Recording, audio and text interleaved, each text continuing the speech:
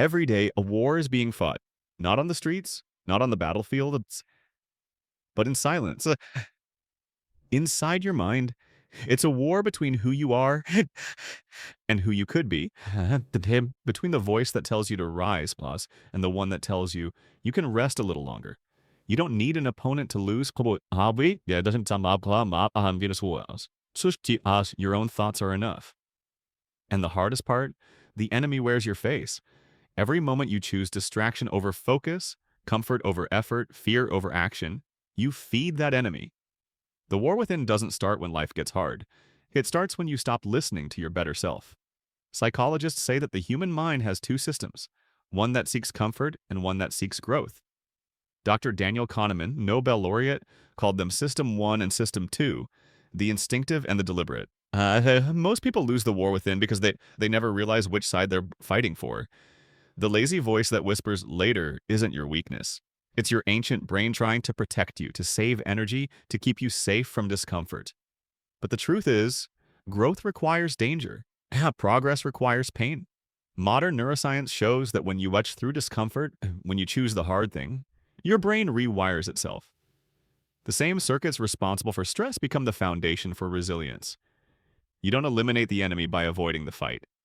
You eliminate it by understanding it, by realizing that the enemy is not trying to destroy you. It's trying to protect the old version of you. You can't win the war within by emotion alone.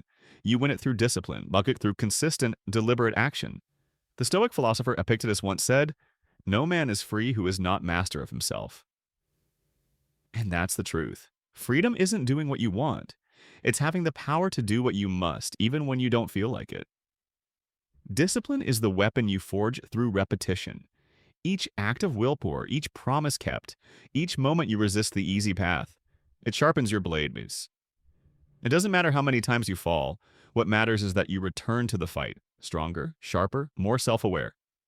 Because every time you choose structure over chaos, you remind your mind who's in command. The war within isn't always loud. Sometimes it's subtle.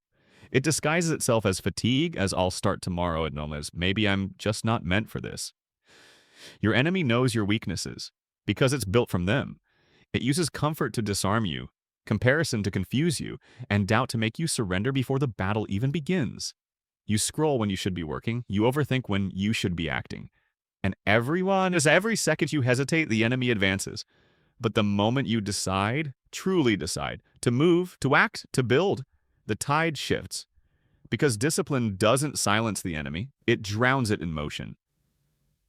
In a 2018 study from Stanford University, researchers found that willpower isn't a finite resource, it's a belief. When people believed they had more self-control, they actually performed better under stress. That means your strength isn't limited by biology, it's limited by belief. The mind adapts to what it expects. If you expect to fail, it will find evidence of failure. If you expect to fight, it will prepare for war. Neuroscientists call it neuroplasticity, the brain's ability to reshape itself through experience. Every time you overcome resistance, you teach your brain to see struggle not as pain, but as progress. This is how warriors are built. Not through talent, but through repetition, through the quiet act of showing up again and again, until the war no longer feels like a war. At some point, you'll look in the mirror and realize the person staring back is both your enemy and your ally.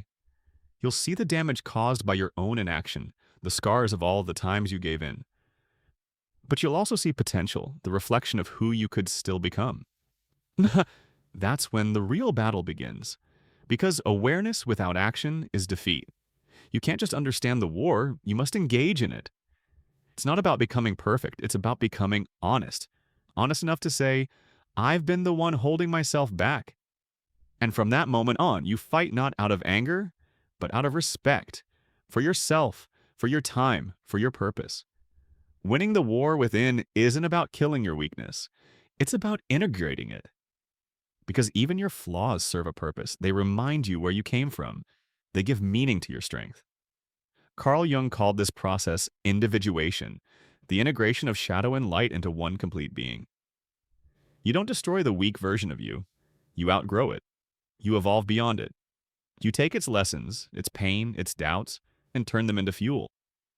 That's how you win. Not by becoming fearless, but by moving forward despite the fear. There comes a moment in every life when the noise quiets, when the excuses fade, and all that's left is the truth. You were never fighting the world, Larjay. You were fighting yourself. The war within doesn't end in victory or defeat. It ends in mastery. When your mind obeys your purpose, when your body follows your will, when your actions align with your values, the war ends. That's when peace arrives. Not the peace of comfort, but the peace of control.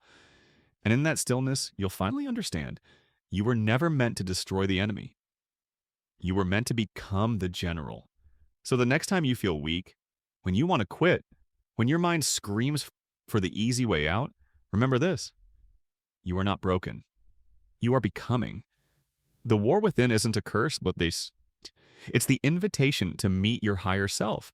And if you can stand firm, if you can fight one more round, rise one more morning, push through one more moment of resistance, you'll look back and realize you didn't just survive the war, you won it. Because the battle was never against the darkness. It was against your refusal to step into the light.